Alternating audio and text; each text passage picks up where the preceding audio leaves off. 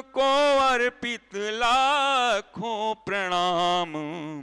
तुम में सब में तुम ही हो, तुम में सब में तुम ही हो। गुरुदेव तुम्हारी जय होवे, हे आनंद घन हे सुख राशि। गुरुदेव तुम्हारी जय होवे, तुम ही मथुरा तुम ही काशी। गुरुदेव तुम्हारी जय होवे। जीवन मरु में तुम ऋतु बसंत, जीवन मरु में तुम ऋतु बसंत। तुम आदि मध्य और हो अनंत, तुम आदि मध्य और हो अनंत। तुम भोर की पूर्ण, तुम भोर की पूर्ण लालिमा हो, तुम भोर की पूर्ण लालिमा हो। गुरुदेव तुम्हारी जय होवे, हे आनंद घन हे सुख राशि। गुरुदेव तुम्हारी जय होवे, तुम ही मथुरा तुम ही काशी। गुरुदेव तुम्हारी। आलोक शरण जो आता है, आलोक शरण जो आता है, वो भुक्ति मुक्ति पा जाता है, वो भुक्ति मुक्ति पा जाता है। अबिचल पद को, अबिचल पद को देने वाले, अबिचल पद को देने वाले। गुरुदेव तुम्हारी जय होवे, हे आनंद घन हे सुख राशि। गुरुदेव तुम्हारी जय होवे, तुम ही मथुरा तुम ही काशी। गुरुदेव तुम्हारी जय होवे। ओम पार्थाय प्रतिबोधितां भगवतां नारायणेन स्वयं व्यासेन ग्रथितां पुराणमुनिना मध्ये महाभारतम् अद्वैतामृतवर्षिणीं भगवतीम् अष्टादशाध्यायिनीम् अम्ब त्वामनुसन्दधामि भगवद्गीते भवद्वेषिणीम्। नमोऽस्तु ते व्यास विशालबुद्धे पुल्लारविन्दायतपत्रनेत्र। येन त्वया भारततैलपूर्ण प्रज्वालितो ज्ञानमया प्रदीपः। यं ब्रह्मा वरुणेन्द्ररुद्रमरुतः स्तुवन्ति दिव्यैस्तवैः वेदैः साङ्गपदक्रमोपनिषदैः। गायन्ति यं सामगाः ध्यानावस्थिततद्गतेन मनसा। पश्यन्ति यं योगिनो यस्यान्तं न विदुसुरासुरगणाः। देवाय तस्मै नमः। 19वां श्लोक एक बार पढ़ते हैं। 19वां 20वां। श्री भगवानुवाच हन्त ते कथयिष्यामि दिव्या ह्यात्मविभूतयः। प्राधान्यता कुरु श्रेष्ठ नास्त्यन्तो विस्तरस्य मे। अहमात्मा गुणाकेश सर्वभूताशयस्थितः। अहम् आदिश्च मध्यं च भूतानामन्त एव च।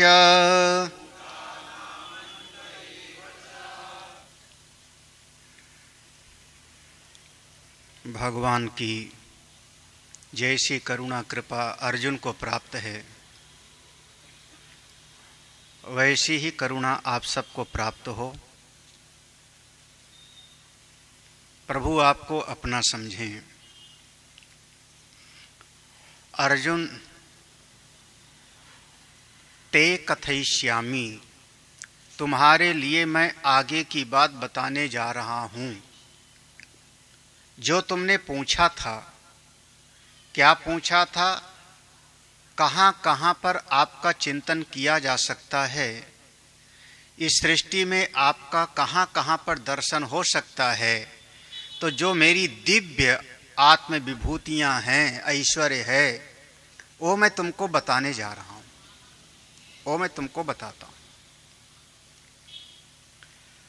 कुछ विशेष विशेष बात ही बता पाऊंगा प्राधान्यतः। हे कुरुश्रेष्ठ, हे अर्जुन, कुछ प्रधान प्रधान बातें ही तुमको बताऊंगा। नास्ति अंतो विस्तरस्य में, अगर विस्तार में तुम सुनना चाहो तो विस्तार में तो कोई इसका अंत ही नहीं है। इसके पहले आप 18वें श्लोक में देख लोगे तो वहां लिखा होगा, अर्जुन ने कहा था विस्तरेण आत्मनः, हे भगवान आप विस्तार में अपनी महिमा का वर्णन हमको करिए। विस्तार में भगवान ने कहा, अगर 100 वर्ष भी मैं निरूपण करूं, अशेषतः तो वर्ष सतेनपि न शक्यं। अगर मैं 100 वर्ष भी निरूपण करूं तो भी पूरी तरह से इसका निरूपण संभव नहीं है, क्योंकि यहां तो सृष्टि का एक एक कण भी मेरा ही स्वरूप है। सब मम प्रिय मम उपजाए, सब ते अधिक मनुज मोहि भाए। तो सबका वर्णन तो नहीं किया जा सकता ना, प्रधान रूप से विशेष विशेष रूप से मैं तुमको बताता हूं, क्योंकि नास्ति अंतः, अंता माने जिसका समापन ही नहीं होगा। विस्तार में कहना शुरू कर दूंगा तो समापन ही नहीं होगा। 100 साल भी मैं बोलता रहूं तो भी इसका निरूपण समाप्त नहीं होगा। तो विशिष्ट विशिष्ट मैं आपको बताने जा रहा हूं, कहां कहां पर मेरी विभूति का दर्शन तुम कर सकते हो, कहां कहां पर कैसे कैसे तुम मेरे स्वरूप को अनुभव कर सकते हो।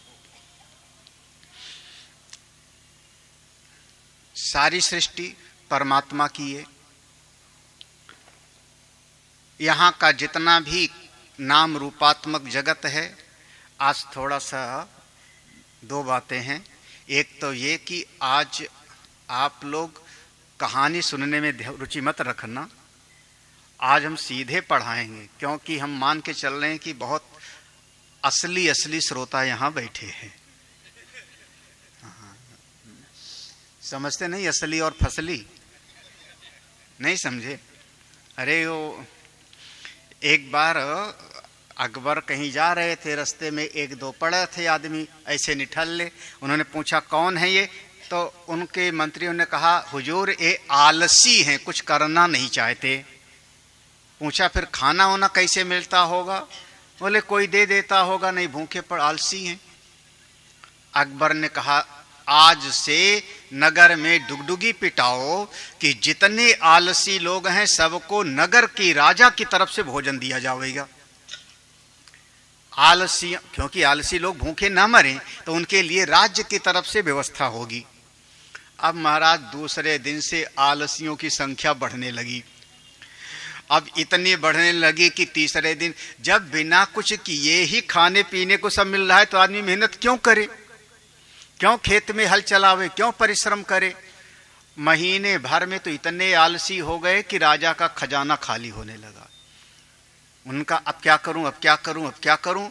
तो मंत्रियों की सभा बुलाई और बीरबल से कहा क्या किया जाए। बीरबल ने कहा हुजूर बस हमको थोड़ी छूट दे दीजिए, मैं आपका समाधान कर देता हूं। बोले हाँ।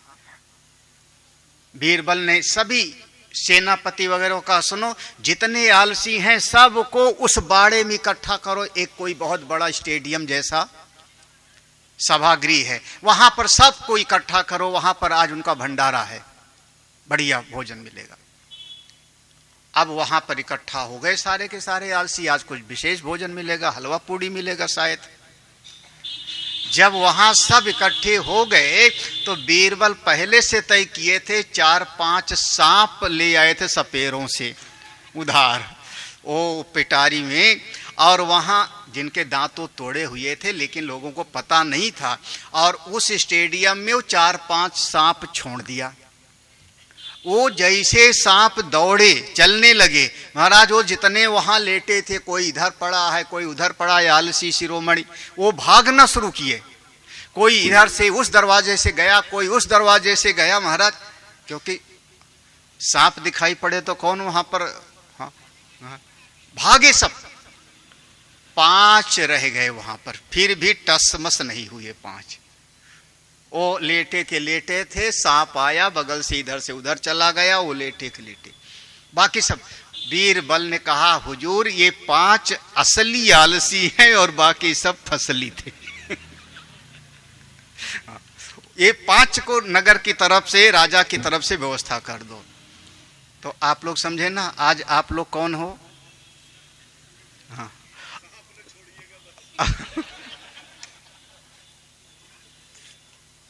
आप असली हाँ। हरिद्वार में जब सर्दी पड़ती है ना, दिसंबर जनवरी में, तो बहुत सर्दी पड़ती है, खूब ठंडी पड़ती है। तो ज़्यादातर महात्मा लोग वहाँ से फिर गुजरात या समुद्र के किनारे चले जाते हैं जहाँ सर्दी नहीं पड़ती। वही सोच के हमने भी बम्बई में लिया था। तो और दिसंबर जनवरी में हरिद्वार में भंडारा करना चाहो तो महात्मा जल्दी नहीं मिलते। तो आश्रम में भंडारा था, हमने 100 पर्ची भेजी, 100 महात्माओं को बुलाओ, लाल वस्त्र वालों को भोजन कराना है। तो जब पर्ची बांटने गए तो किसी एक महात्मा ने कहा अब कौन लेगा तेरी पर्ची, कौन लेगा? अब असली रह गए, फसली चले गए, और जो यहाँ रह गया उसको भंडारा खाने में रुचि नहीं होती। असली हैं, फसली चले गए हैं, वो सब गर्मी में आएंगे। तो आज आप लोग असली हो तो थोड़ा गंभीर चिंतन में रहना। आज श्लोक पढ़ना ठीक। तो 19वां श्लोक हो गया। 20वां श्लोक देखना। भगवान ने पहला उपदेश, इसको समझिए प्राधान्यता कैसे कह सकते हैं। जैसे आप कह लो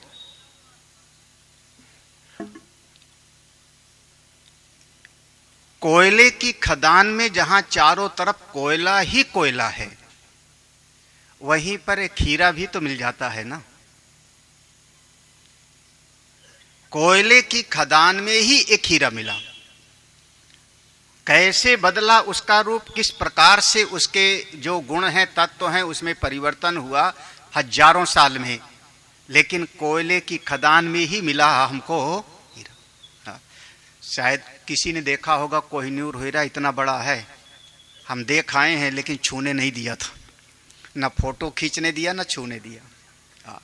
नहीं तो आप लोग लेके मार के चले आओ, बस दूर से देख लो।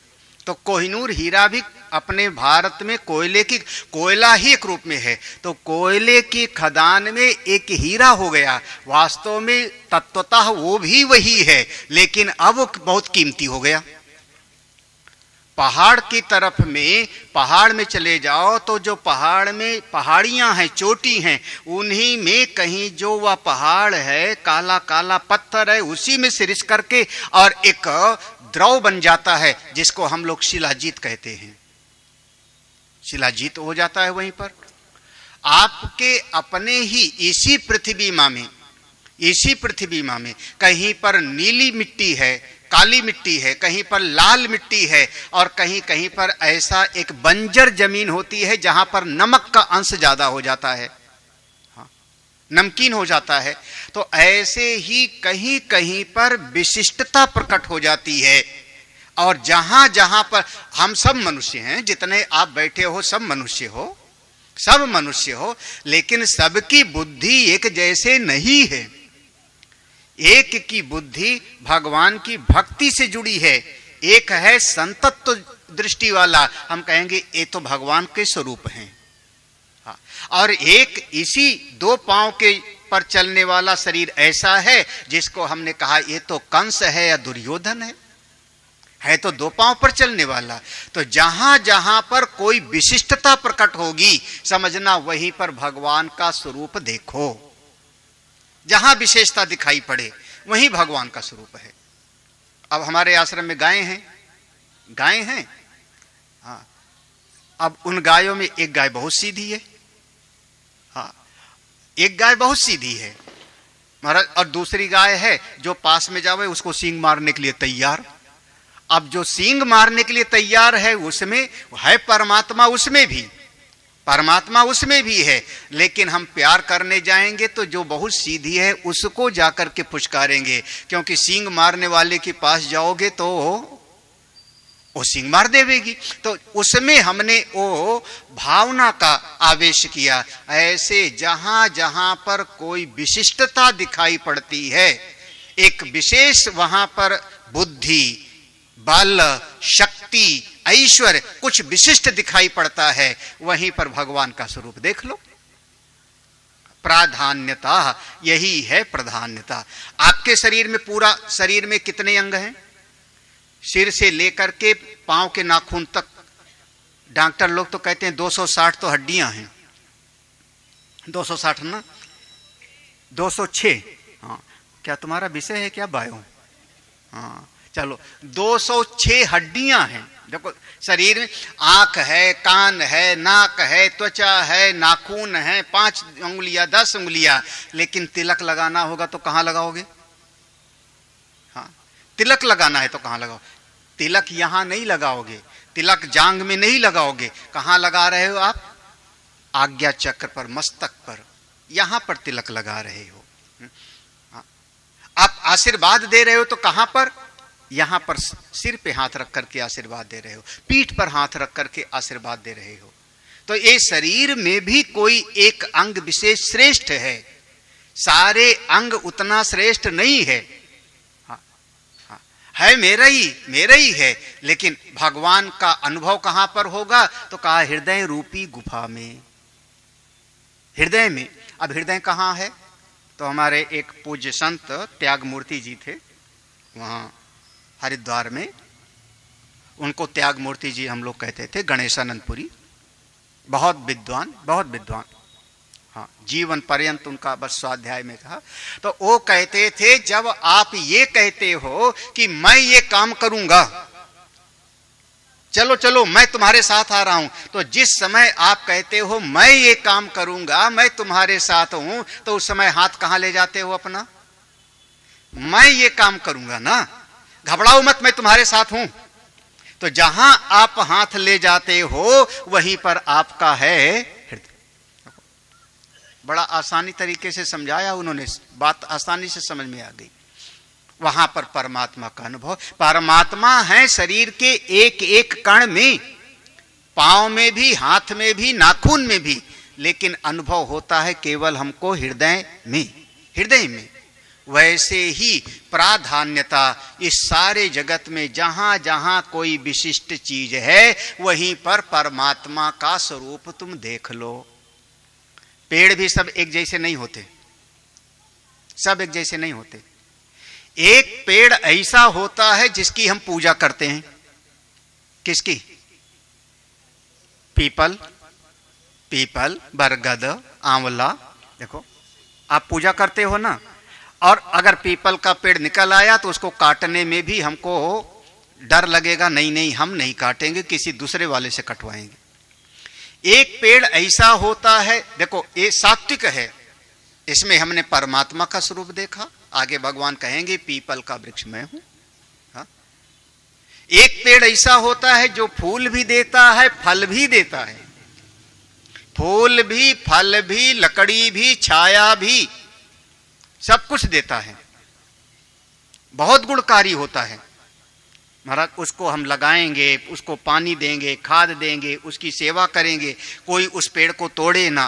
कौन? आम का पेड़ है, जामुन का पेड़ है, नीम का पेड़ है, ये सब पेड़ हमारे लिए गुणकारी हैं। और एक पेड़ ऐसा होता है जो जैसे दिखाई पड़े उखाड़ के फेंक देने का मन करता है। कौन सा?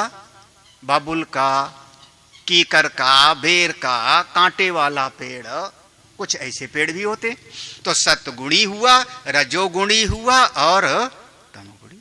वृक्षों में भी भेद है, हाँ, पशुओं में भी भेद है महाराज, हाँ, पशुओं में भी। अब गाय हमारी पूज्य है, हाँ, गाय पूज्य है। हाथी हमारे लिए, हाथी, हाँ, हरिद्वार तो हाथी हमारे यहाँ आ जाते थे, हमारे आश्रम में आए हैं हाथी हरिद्वार में। हम केले का पेड़ लगाए थे महाराज, केला भी खा गए और दीवार भी तोड़ गया वो। उसके बाद से आज तक हरिद्वार में केला नहीं लगाया, जबकि बस्ती अब इतना हो गया, अब हाथी नहीं आते। राजा जी नेशनल पार्क है वहाँ पे, और वहाँ हाथियों का कॉरिडोर है। वो जिम कॉर्बेट पार्क से लेकर के, जिम कॉर्बेट पार्क से और चीला का जंगल और राजा जी नेशनल पार्क, वो उसमें हाथी आते जाते रहते हैं। ऐसा है, हाथी मेरे लिए पूज्य है। समझ में आ रहा है ना? हाँ? एक बहुत विशाल हाथी गजराज जंगल में मर गया, किसी जंगल में जा रहा था, मर गया। एक बड़े काम की चीज है, आप ध्यान रखना। अब हाथी मर गया, उधर से एक गीदड़ गुजरा। गीदड़ ने देखा मरा हुआ इतना बड़ा हाथी, बहुत खुश हुआ। अब महीनों भर का भोजन तैयार, हमको कुछ करना नहीं पड़ेगा, बस वो हाथी को खाऊंगा, मस्त रहूंगा, हाथी को खाऊंगा, मस्त रहूंगा। अब उसने हाथी के एक तरफ से, जहां उसका फेफड़ा उफड़ा था, उसके वहीं पेट के पास में से उसके चमड़े को चीरा और वहीं से उसने खाना शुरू किया।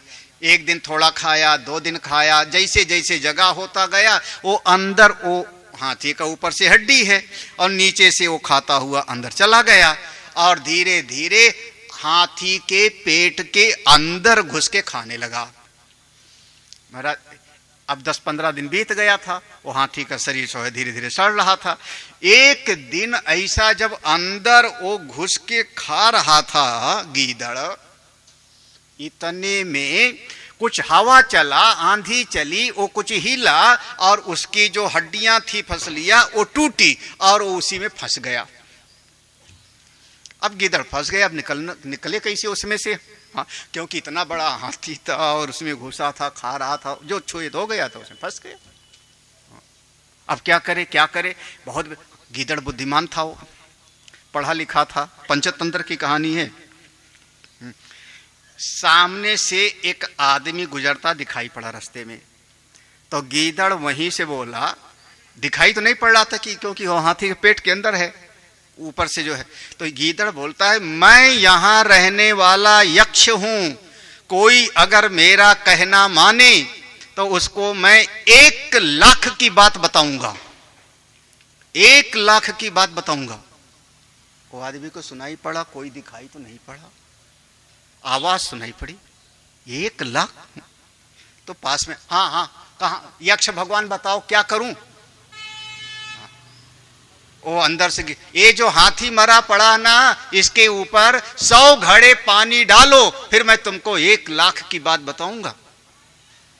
महाराज अब वो 1 लाख मिलेगा, इसके लालच में घड़ा उठाया और तालाब से पानी ला ला करके, तो वो कुछ सड़ तो गया ही था। धीरे धीरे ऊपर का जो है स्किन खुला और जैसे उसको जरा सा जगह मिला, गीदड़ वहां से निकल के दूर खड़ा हुआ भाग करके। वो आदमी देखने लगा, ये गीदड़, यक्ष कहां गया? गीदड़ ने कहा, मैं ही यक्ष हूं, मैं ही तुमको बोल रहा था। तो उसने कहा कि फिर तुम कह रहे थे 1 लाख टके की बात बताऊंगा, वो कहां? उसने गीदड़ कहा, हाँ मैं बता रहा हूं ना, 1 लाख टके की बात बता रहा हूं ना। तूने जब पानी डाला तो जगह बन गई, वो चमड़ा खिसक गया, मैं निकल आया। 1 लाख टके की बात ये है कि बड़ों के पेट में कभी घुसना नहीं चाहिए।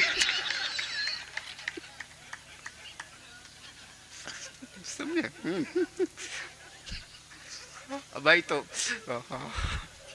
बड़ों, वो पुराने लोग कहते थे ना, घोड़े की पछाड़ी, हाँ, घोड़े की पछाड़ी और बड़ों की अगाड़ी, ऐसे वो लोग कहते थे। नहीं होना चाहिए। तो हाथी है, हमारे लिए पूज्य है, देखो श्रेष्ठ है, सत्गुणी है। वहीं पर हमारे घर में ही कुछ और पशु हैं जिनको हम पालते हैं।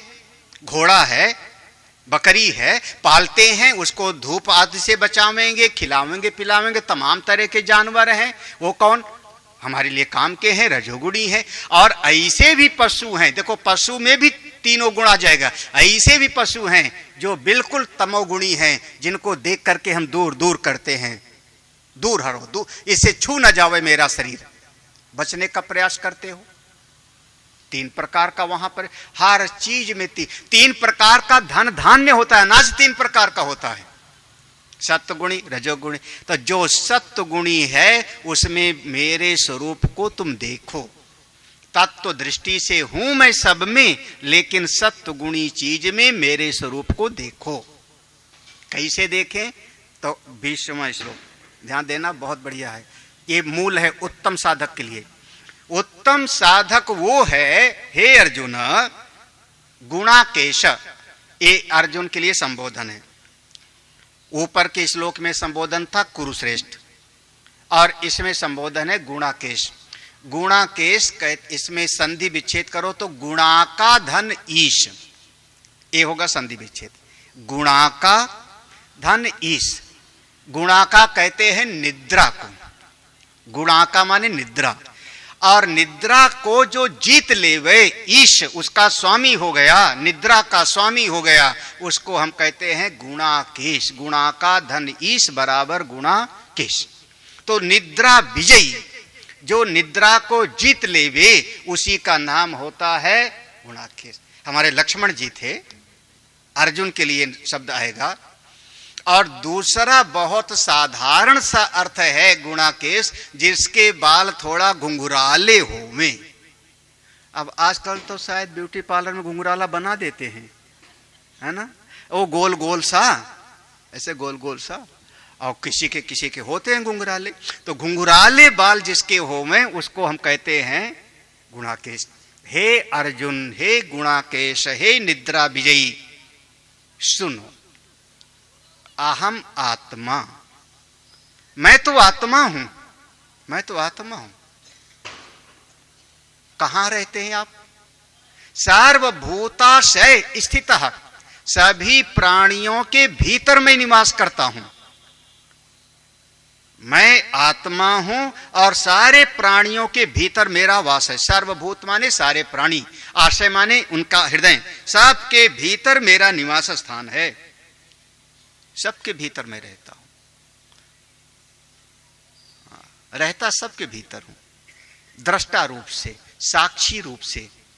ना मैं उसको कहता हूं कि ये काम करो, ना मैं रोकता हूं कि इसको मत करो। दृष्टा, जैसे प्रकाश है, ये प्रकाश कभी मना नहीं करता। प्रकाश नहीं मना करता कि मेरे प्रकाश में तुम किसी की हत्या मत करो। प्रकाश कभी ये प्रेरित भी नहीं करता कि मेरा रोशनी लेकर के तुम अच्छे काम करो। प्रकाश ज्यों का त्यों है, वो प्रकाशित करता रहता है।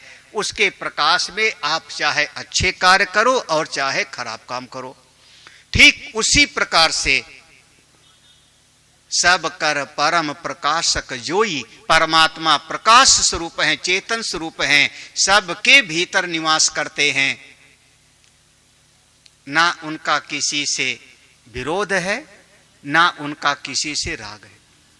ठीक है, ठीक है, अंतःकरण का धर्म है। अंतःकरण में सुख आया तो उसको भी प्रकाशित कर देंगे, अंतःकरण में दुख आया तो उसको भी प्रकाशित कर देंगे। राग है तो उसको भी प्रकाशित कर देंगे, वैराग्य है तो उसको भी प्रकाशित कर देते। अर्जुन, मैं वो आत्मा हूं सबके प्राणियों के हृदय। अहम आदिश्च, सारे जगत के उत्पन्न होने के पहले मैं था। मध्यम च, बीच में भी मैं ही मैं हूं। और भूता नाम अंत एव च, सारे प्राणी जब समाप्त हो जाएंगे, लीन हो जाएंगे, तो भी मुझ में ही लीन हो। बस दृष्टांत वही स्वप्न वाला लगा लो तो ठीक हो जाएगा। स्वप्न मेरे मन से पैदा हुआ, स्वप्न के पैदा होने के पहले मेरा मन था, स्वप्न के एक एक कण में मेरा मन है, और सारा का सारा स्वप्न मेरे मन में ही लीन हो जाएगा। उसी प्रकार से सारा ब्रह्मांड मुझसे है और मुझ में ही लीन हो जाता है। मैं वो आत्मा हूं। आत्मा शब्द की जो उसकी व्युत्पत्ति है, याद है श्लोक? आत्मा शब्द का पढ़ाया था कभी।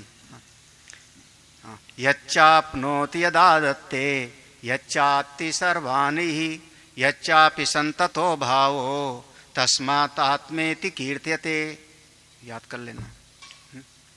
ये आत्मा शब्द का जो है बार बार आएगा, बहुत जगह पे आएगा आत्मा शब्द का ये परिभाषा। यच्चा आपनोति यद आदत्ते यच्चा अत्ति सर्वान इह यच्चापि संततो भावो। ये 4 लक्षण है, 4 उसके विशेषण दिया। यच्चा आपनोति, जो उपादान कारण रूप से सब में व्याप्त रहता है। उपादान कारण, जैसे जितने घड़े दिखाई पड़ रहे हैं सब में मिट्टी व्याप्त है।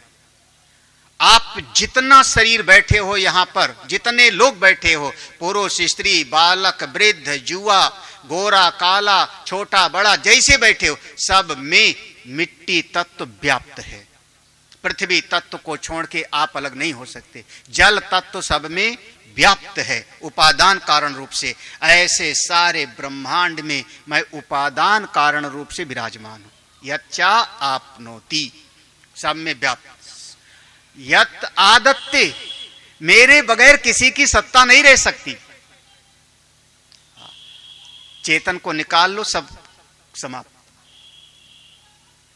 सबको मैं ही धारण किया हूं, सब मेरे द्वारा ही अगर घड़ा है, घड़े में से मैं कहूं मिट्टी निकाल लो, आप घड़ा ले जाओ।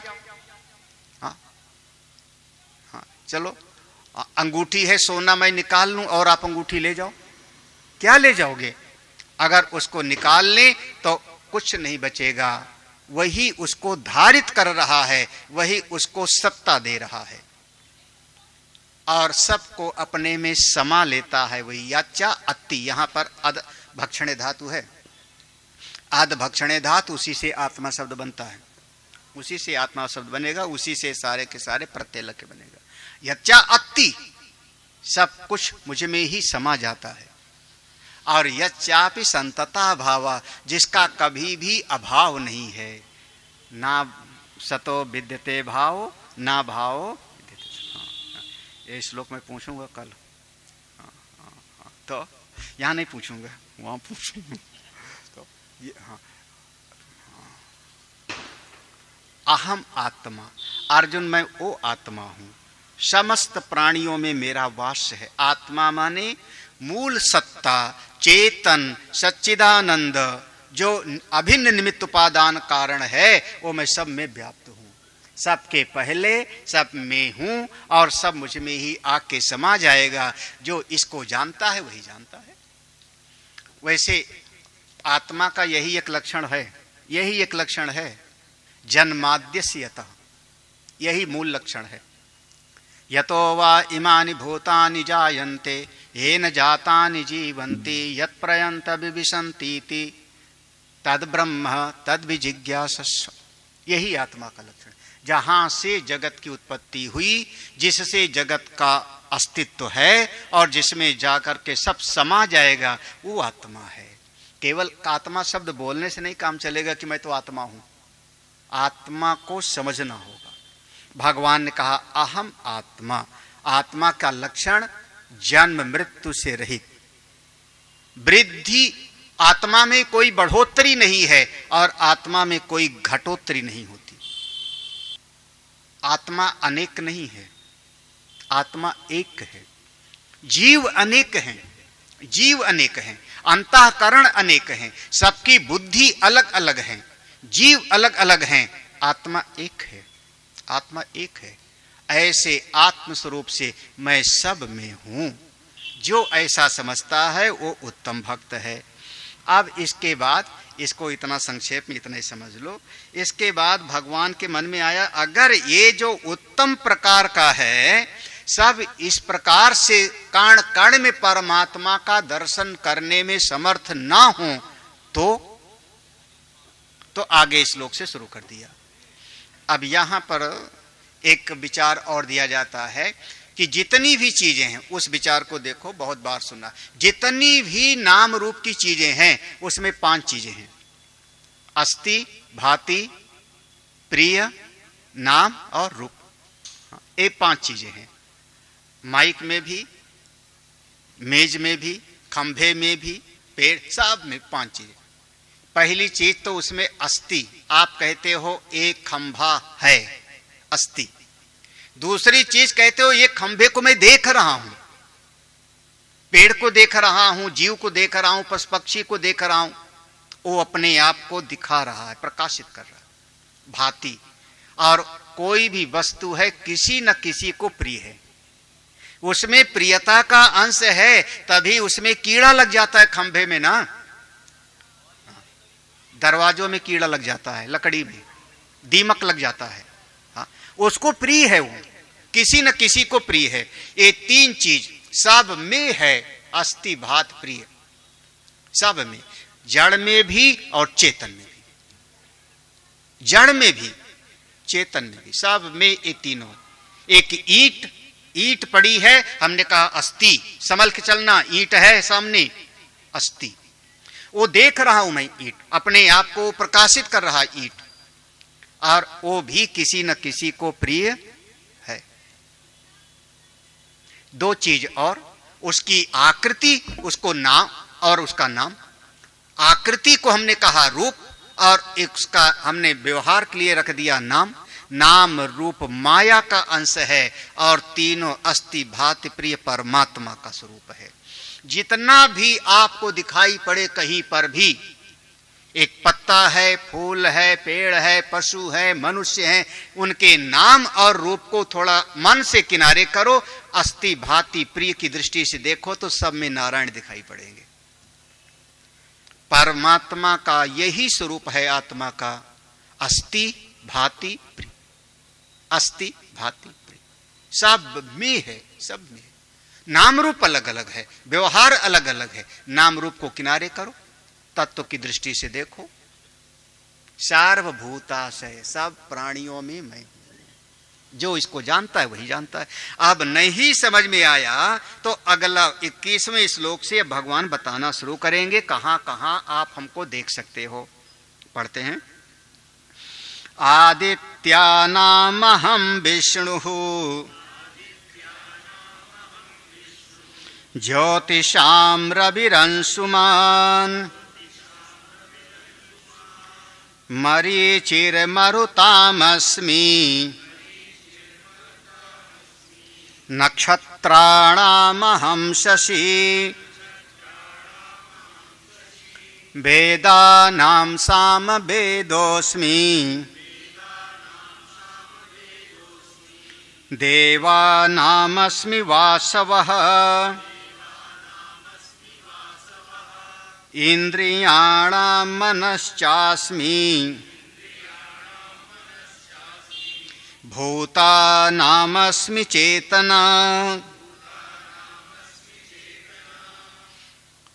हम लोग जब देवताओं का वर्णन पढ़ते हैं तो जो मूल शास्त्र है उसमें 33 कोटि देवता वर्णन आता है। 33 कोटि, और कोटि शब्द का जो अर्थ है वो समय समय पर बदल जाता है। एक शब्द के कई अर्थ निकलते हैं एक ही शब्द का। अब सबसे ज्यादा प्रसिद्ध तो हम कनक शब्द को लेंगे।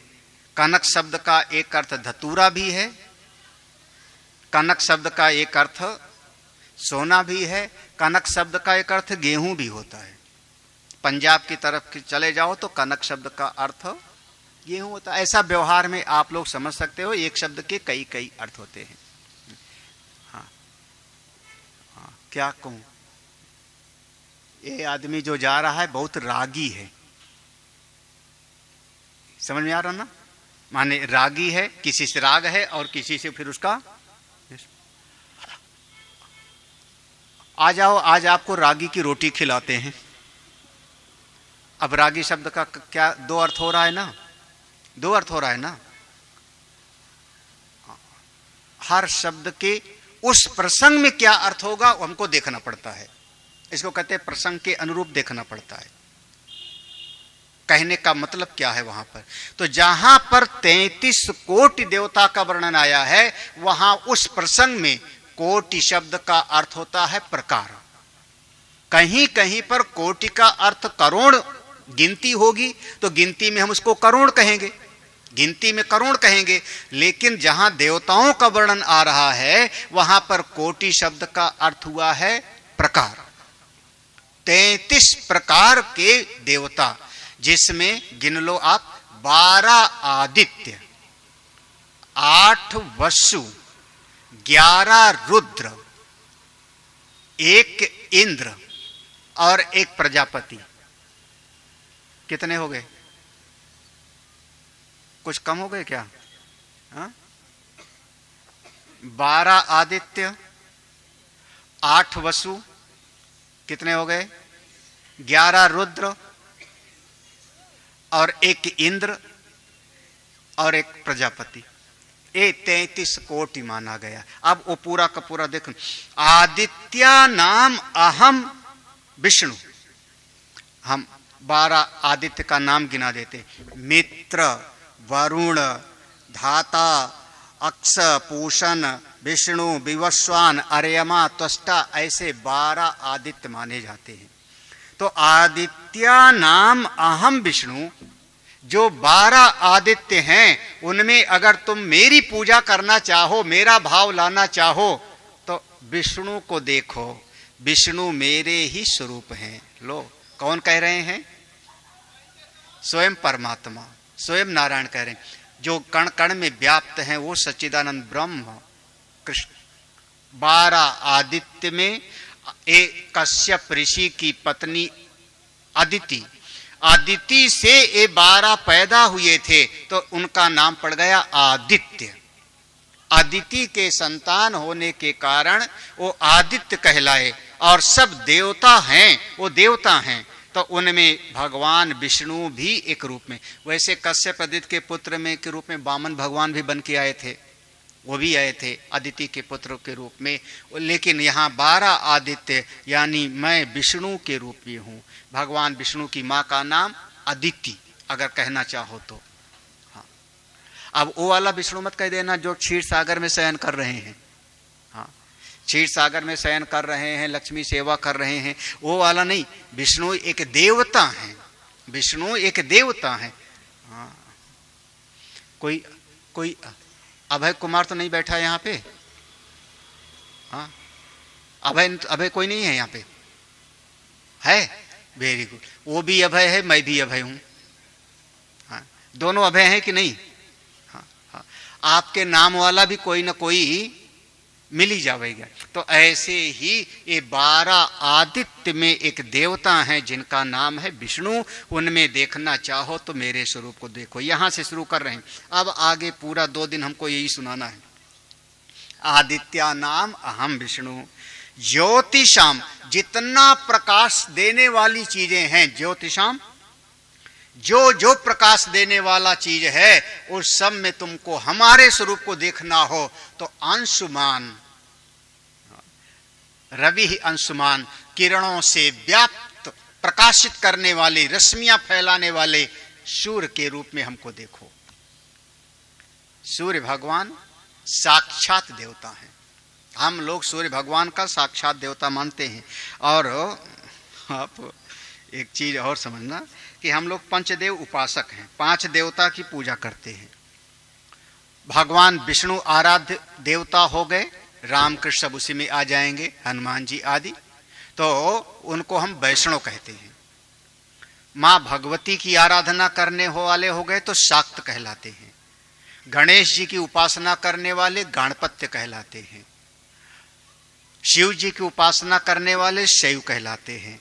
और सूर्य भगवान की उपासना करने वालों का सौर मत कहा जाता है। ये पंचदेव उपासना की विधि हमारे सनातन धर्म में जोड़ा है।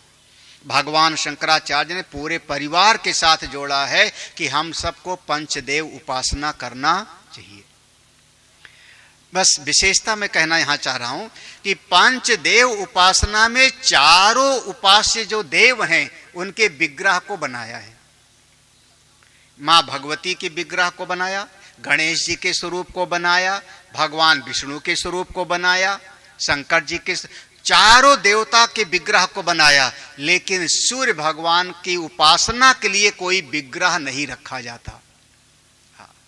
एक विग्रह रखा था कोणार्क में, जहां सूर्य मंदिर बना था, उड़ीसा में, जहां पर सूर्य की सबसे पहले किरण आती थी कोणार्क में।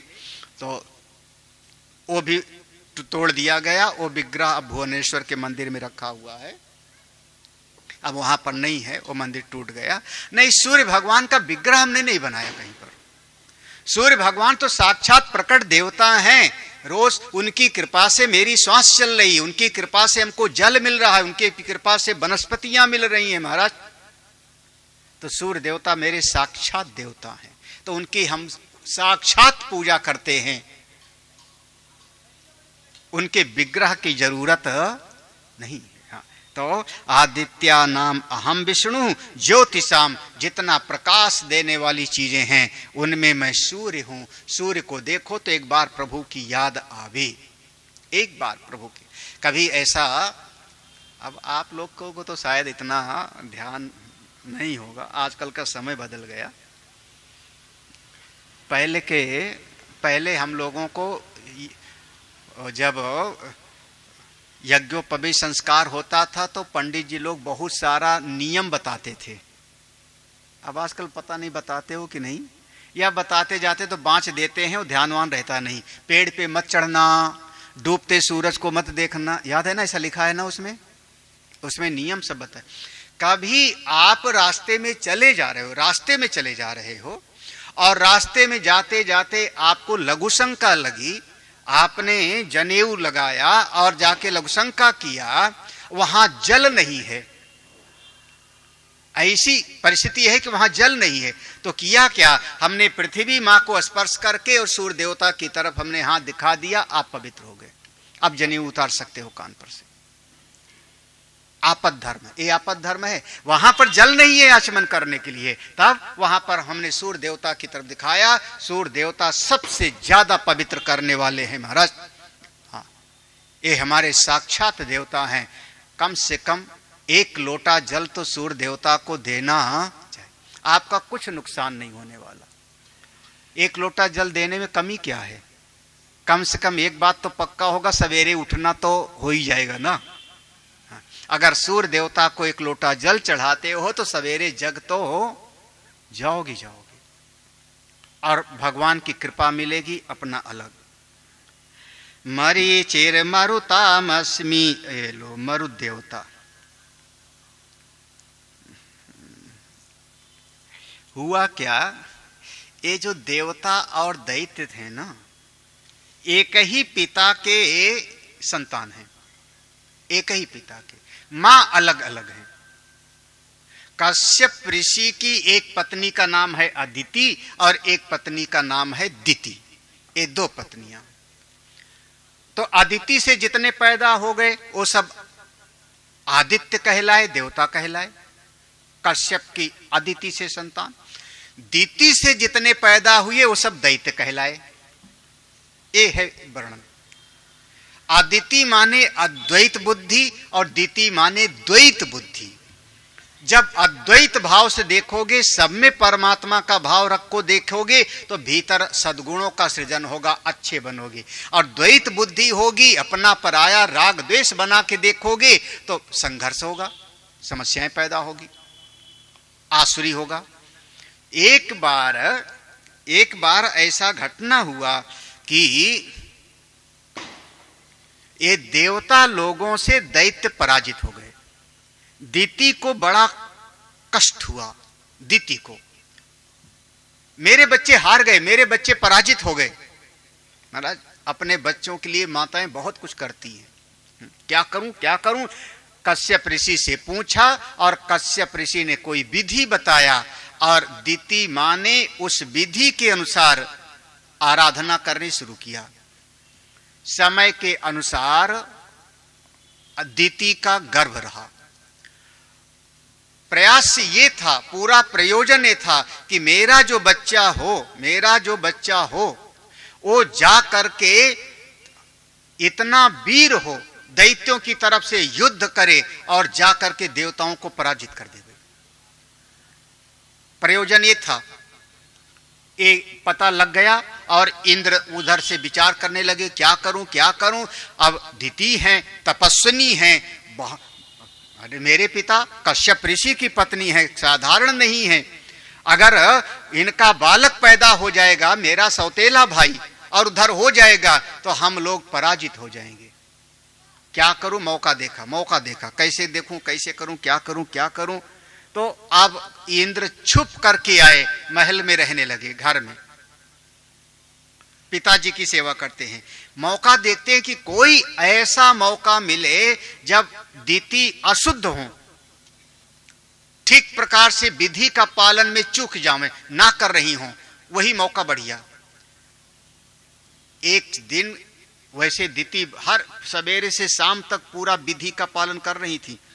एक समय पर वो हाथ पांव धोए बगैर, कुल्ला किए बगैर, कुछ विधि का उन्होंने पालन नहीं किया और वो चली गई शयन करने। बस जरा सा विधि का उल्लंघन हुआ, शास्त्र विधि का। ये शास्त्र विधि मुत्सृज्य वर्तते कामकार। बस इंद्र ने मौका देखा, अपना सूक्ष्म रूप बनाया और उनके गर्भ में प्रवेश किया और गर्भ में प्रवेश करके और उन पर प्रहार किया और 48 टुकड़े किया गर्भ के। 48 बार उस पर वार किया, उस गर्भ पर। मर जावे, ये मेरा शत्रु है। 48 वार किया तो टुकड़े हो गए कुल उसमें 49। 48 बार प्रहार किया, टुकड़े हुए 49। जब वो रोने लगे, गर्भ में ही रोने लगे, तो इंद्र ने कहा, रो मत, विलाप मत करो, तुम हमारे दल में आ जाना, तुमको हम अपने साथ में रख लेंगे, देवताओं के पक्ष में रख लेंगे।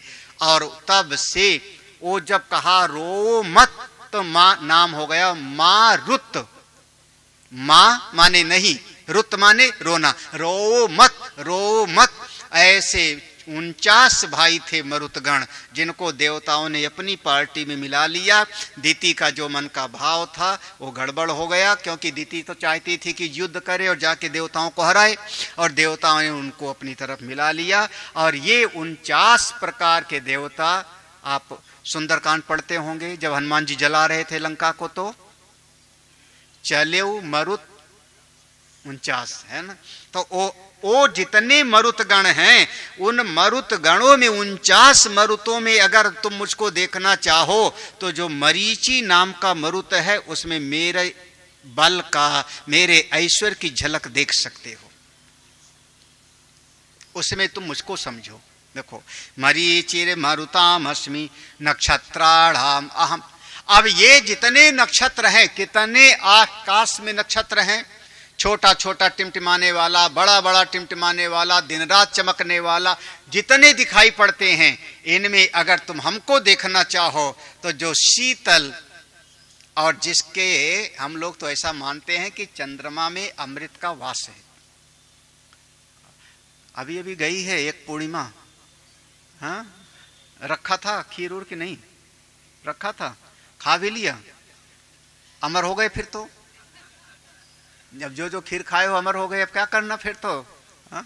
कितना आसान सा उपाय है, खीर बनाई, खाया, खुद ही खा लिया और फिर कह दे अमर हो गए। अब अमर हो गए तो फिर अगले साल रखने की जरूरत नहीं है ना, तो 25 साल तो खाए। हा? हमारी ऐसी भावना है कि चंद्रमा की रश्मियों से वह जीवनी शक्ति वनस्पति में आती है।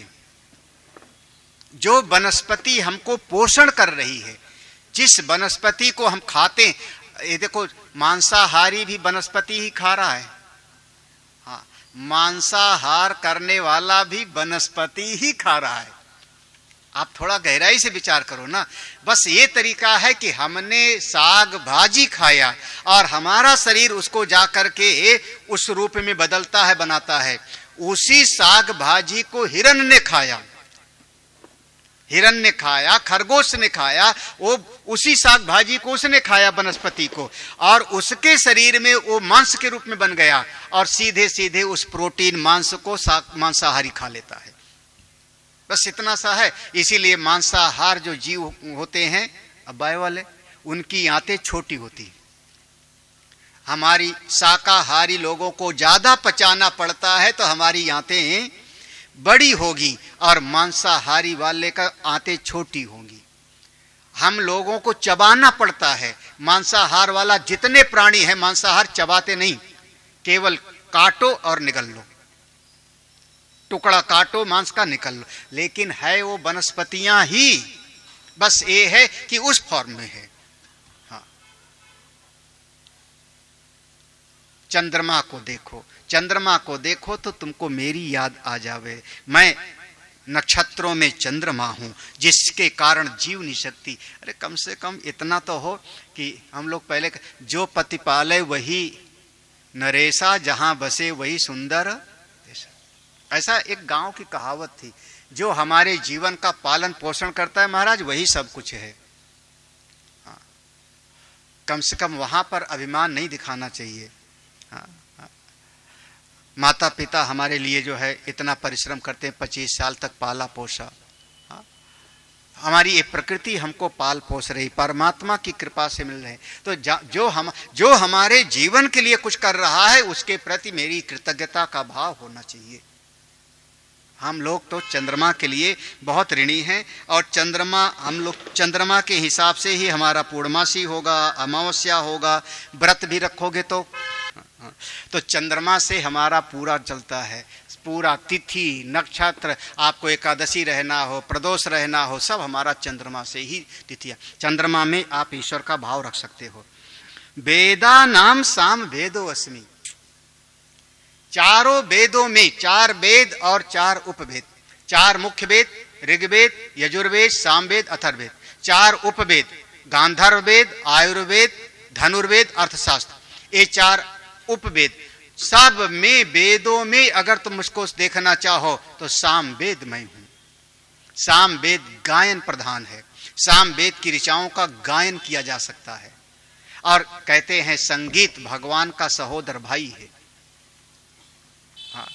मैं सामवेद हूं। देवा नाम अस्मि वासवा, यहां वासवा माने इंद्र, वासवा का अर्थ है इंद्र। देवता जितने हैं, जितने देवता हैं, अमुक अमुक शक्तियों के, प्राकृतिक शक्तियों की देखभाल करने वाले, वो समस्त देवताओं में देवताओं का राजा इंद्र मैं हूं। देवा नाम अस्मि वासवा, इंद्रियाणाम मनश्चास्मि। देखो हमारे पास 16 इंद्री हैं, 16। वैसे मुख्य रूप से 10, 5 ज्ञान की इंद्री, 5 कर्म की इंद्री, कितनी हो गई 10, और 5 प्राण। यहां पर इसका होगा इंद्र दत्तम इंद्रियम, इंद्र दत्तम इंद्रियम, इंद्र जुष्टम इंद्रियम। तो ये यहां पर बहुत सारे इसके अर्थ निकलते हैं, बहुत सारे अर्थ निकलते हैं। तो जितने मेरी ये इंद्रियां हैं, आंख है, कान है, त्वचा है, नाक है, जीवा है, हाथ है, पांव है, इन सब का मालिक है मन।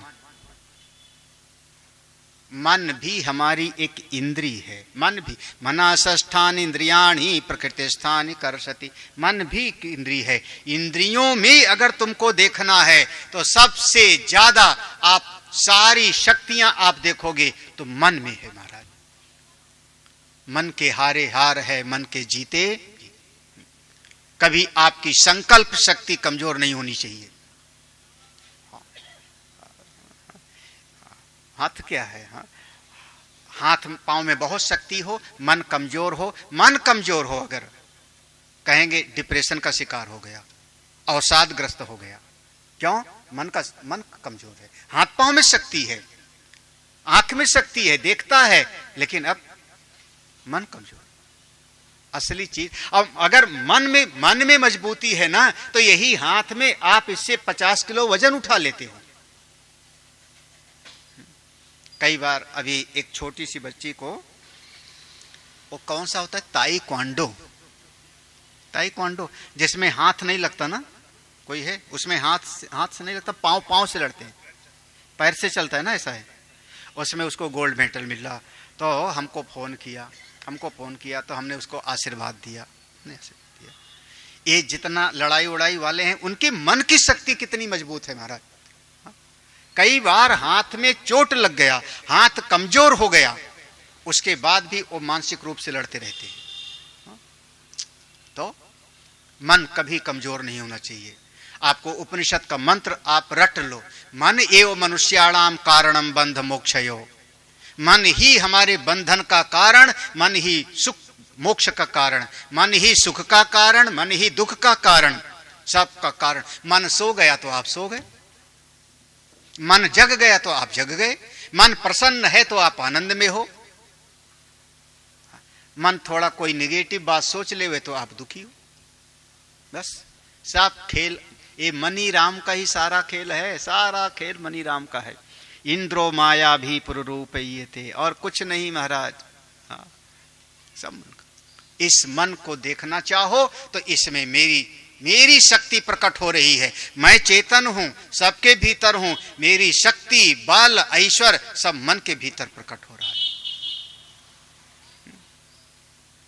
कौन सा एक बहुत बड़ा वैज्ञानिक था ना, जो ठीक से बोल नहीं पाता था, चल नहीं पाता था, हाँ है ना, उसको नोबेल प्राइज दिया ना शायद।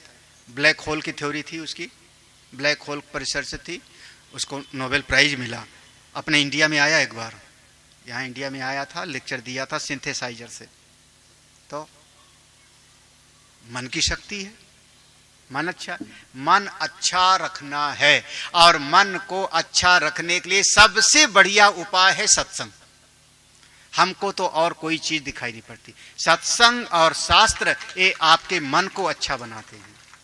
और जिम जाओगे तो जिम किसको अच्छा बनाएंगे? हाँ, ये मसल्स को, है ना। तो शरीर किसी का बहुत मजबूत होवे, लेकिन मन अगर मजबूत नहीं है तो जीवन बहुत अच्छा नहीं होगा। मन अच्छा होना चाहिए, मन अच्छा होना चाहिए। हाँ, जिम जाने से आपकी मांसपेशियां मजबूत बनेगी, मान लिया मैंने। पहलवानी कर लो आप, बॉक्सिंग में हरा दो दूसरे को, लेकिन अगर मन से कमजोर हो तो फिर आप जीवन में हमेशा अशांत रहोगे। मन ही मेरे जीवन का मूल है। मन अच्छा तो आप अच्छे, मन सद्गुणी तो आप सद्गुणी, मन खराब तो आप खराब। इसलिए मन को अच्छा बनाओ, जाप करो, पूजा करो, सत्संग करो। ये सत्संग आपके विचार को बदलता है, मन को अच्छा बनाता है। भूता नामस्मि चेतना, और जितने प्राणी हैं उन सब के भीतर जो एक भूतानाम माने सारे प्राणियों में जो चैतन्य शक्ति है, प्रकाशित करने की शक्ति है, वो मैं हूं। ना जाने और जीवों में तो ज्यादा कुछ लगता है। हमको यहां पर कोई चीज पड़ी हो नहीं दिखाई पड़ती, और 2 किलोमीटर के ऊपर कोई चील उड़ रहा होता है, उसको नीचे पड़ा हुआ छोटी सी जो है कोई चूहिया दिखाई पड़ जाती है। हाँ? नेत्रों में देखने की शक्ति तो उसके ज्यादा है। हाँ? ना जाने कहां से पता लग जाता है, कौन बता जाता है। हाँ? जरा सा चीनी बिखर जावे। हाँ? ये हम बहुत झेले हैं ये समस्या, क्योंकि हमारे जो भी आते हो, हमारे पास में लड्डू रखा है, मिठाई रखी है, हमने प्रसाद दिया। कई बार भगत लोग खाते नहीं तो उसको हाथे में रख लेते, बाद में बाहर जाके खा लेंगे, ऐसा मन का भाव होता है।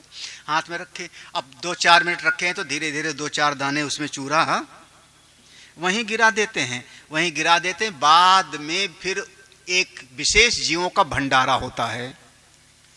कौन कौन उनको न्योता दे के आया?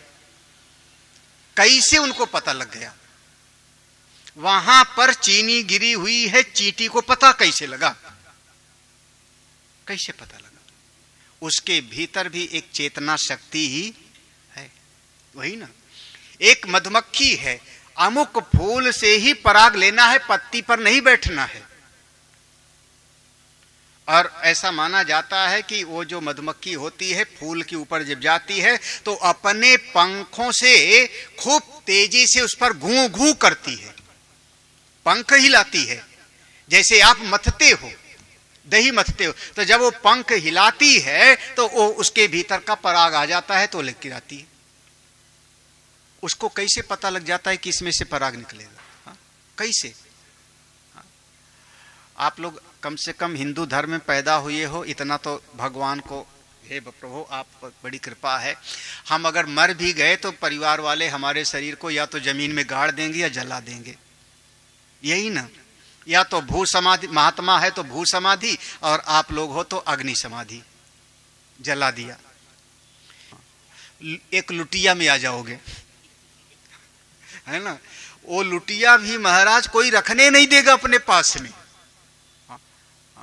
उधर ले जाओ। अभी कल ही किसी ने फोन किया, स्वामी जी हमारे अमुक का स्वर्गवास हो गया, अब वो कहाँ रखे उसको? हाँ, कहाँ रखे?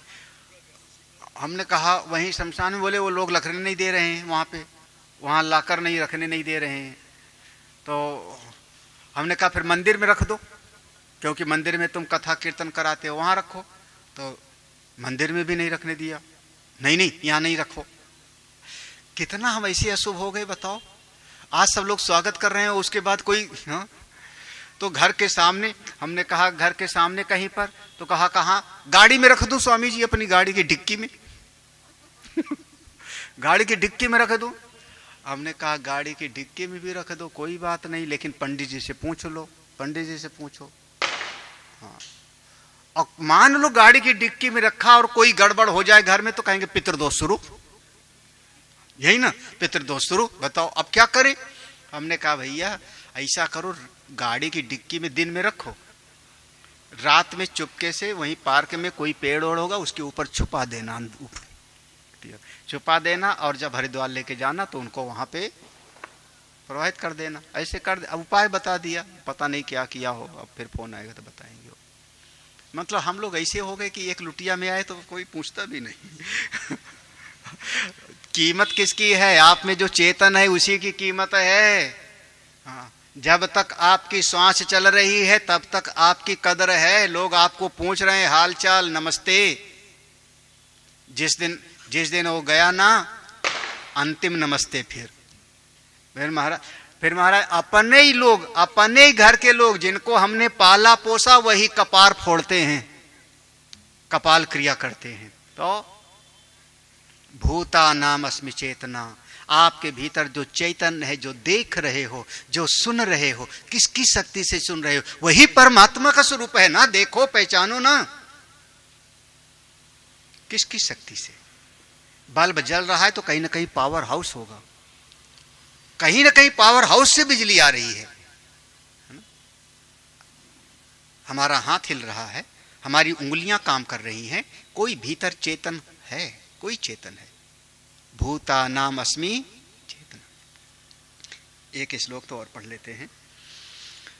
रुद्राणाम शंकरश्चास्मि वित्तेशो यक्ष रक्षसाम् वसूनां पावकश्चास्मि मेरुशिखरिणामहम्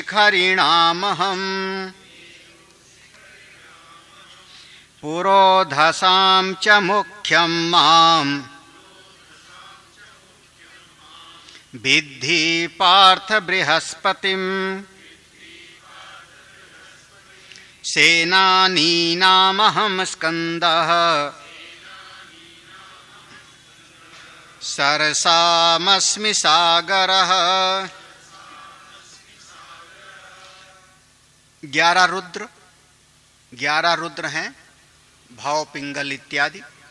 उनमें रुद्रों में अगर देखना चाहो, 11 रुद्रों में देखना चाहो, मुझ परमात्मा का अनुभव करना चाहो, तो रुद्राणाम शंकर चास्मी, मैं कौन हूं? साक्षात शिव हूं।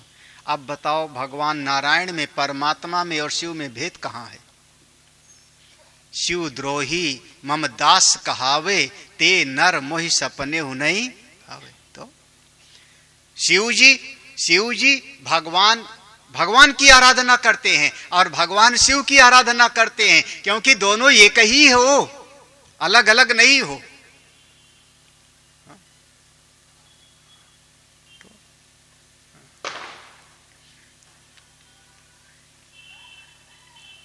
अच्छा, कोई पति पत्नी हो तो आप उसके पति को गाली दे दो और पत्नी की प्रशंसा करो, तुम बहुत अच्छी हो, कैसा चलेगा फिर?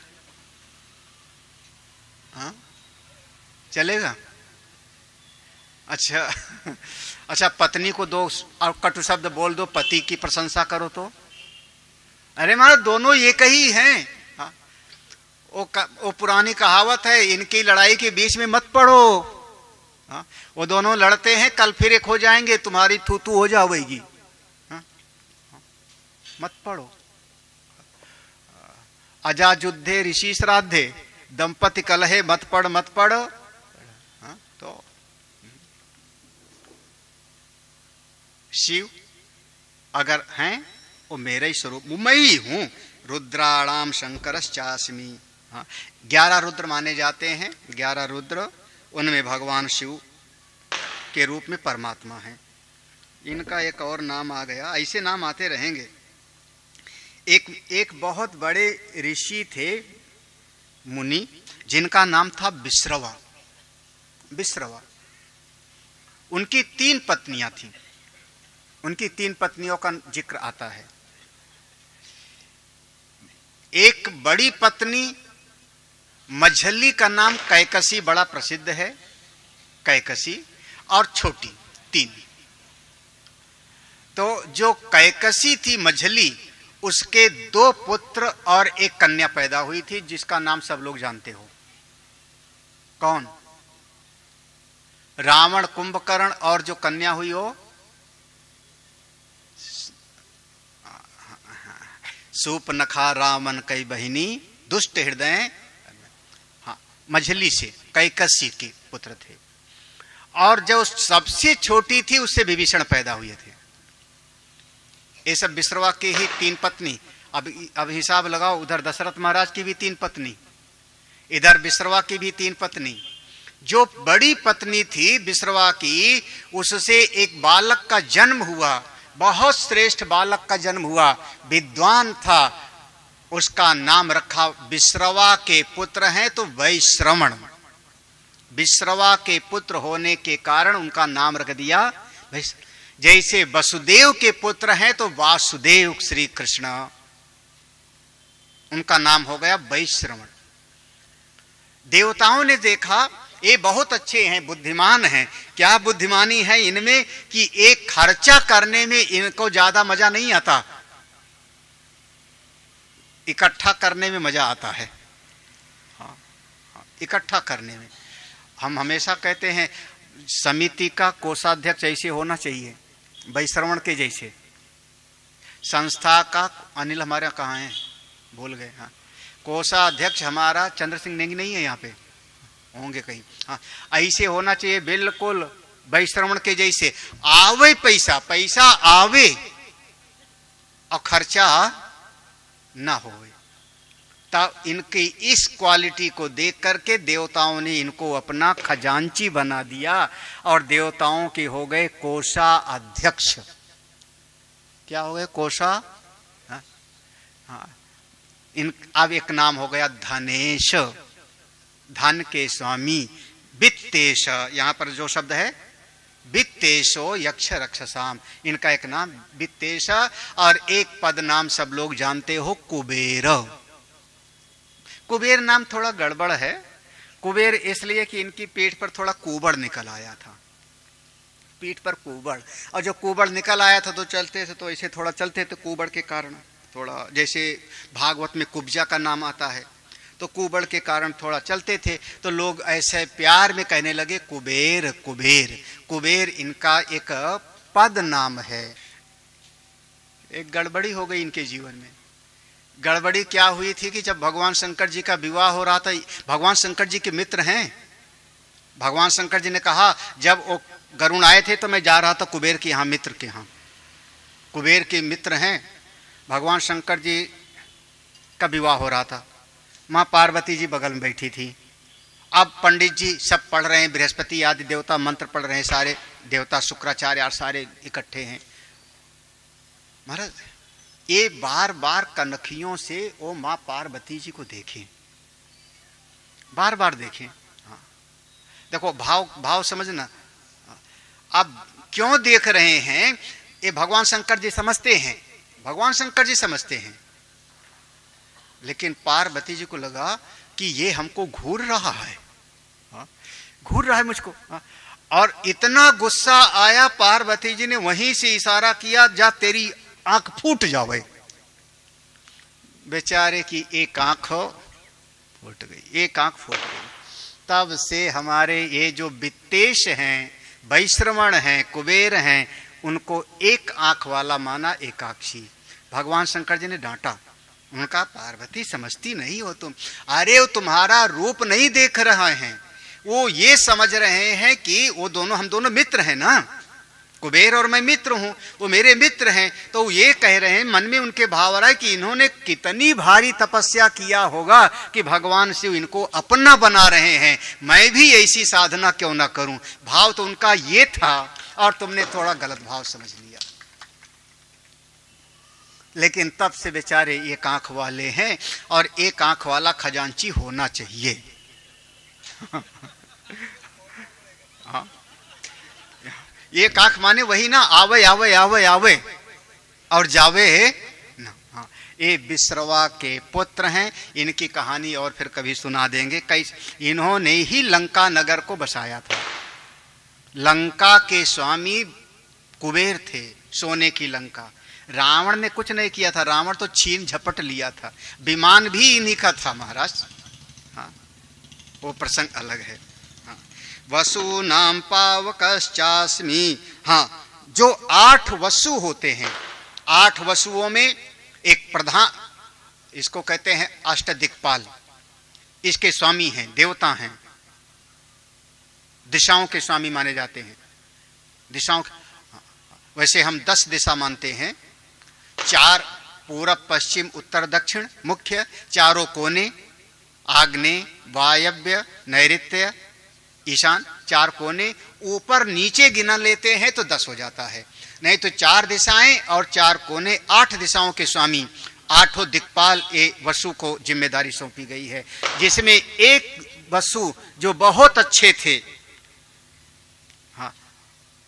थोड़ा ज्यादा बुद्धिमान, उनका नाम था देव। वही गए थे मुखिया बनकर के, वशिष्ठ ऋषि की कामधेनु गौ मांग के लाए थे कि यज्ञ करेंगे, यज्ञ करेंगे। तो फिर कामधेनु गौ लेके आए, और महाराज यज्ञ हो गया तो वापस नहीं किया। तो वशिष्ठ ने कहा, जाओ तुम पृथ्वी पर पैदा हो। फिर जब प्रार्थना किया तो उन्होंने कहा, जाओ तुम्हारी जो योनि है पैदा होती छूट जाएगी, लेकिन जो मुखिया था ना देव, इसको तो भोगना ही पड़ेगा। और वही 8 वसु गंगा जी के माध्यम से प्रकट हुए थे, जिसमें 7 को जन्म लेते ही प्रवाहित किया था। और देव नाम का वसु 8वां था, जो पितामह भीष्म के नाम से आप जानते हो। तो ये जो 8 वसु हैं, उनमें एक वसु का, मैं 8 का कहूं तो नाम गिना दूं, धार ध्रुव सोम अप अनल अनिल प्रत्युष प्रभात, ऐसे हैं। तो अनल, जो अनल का अर्थ होता है पावक। हाँ, अनल माने अग्नि, जिनका जलाने का काम है, वह पावक। ये अनल 8 वसु में से एक वसु भी मैं हूं। मेरु शिखरी नाम हम, जितनी चोटियां हैं उन सारी चोटियों में मैं सुमेरु पर्वत हूं। एक हम कल पढ़ेंगे, आज यहां पर विश्राम दे रहे हैं। भगवान ने कहा, देखने की दृष्टि हो तो मैं कण कण में हूं, सारे जगत में हूं, आत्मा रूप से हूं, आत्मा रूप से हूं। आत्मा माने जो सर्वव्यापक है, चेतन है। मेरे भीतर भी है, आपके भीतर भी है। आंख देखती है, कान सुनता है, किसकी शक्ति से? वही आत्मा है। उसको जो जान लेता है वो उत्तम उत्तम है। नहीं जान पाता तो जो जो जहां जहां विशेष विशेष शक्तियां प्रकट हो रही हैं उनमें मेरा भाव रख करके आराधना करो तो भी मेरी कृपा प्राप्त उसको होगी। ओम पूर्णमदः पूर्णमिदं पूर्णात् पूर्णमुदच्यते पूर्णस्य पूर्णमादाय पूर्णमेवावशिष्यते। ओम शांति शांति शांति। हरि ओम। श्री गुरुभ्यो नमः। हरि ओम।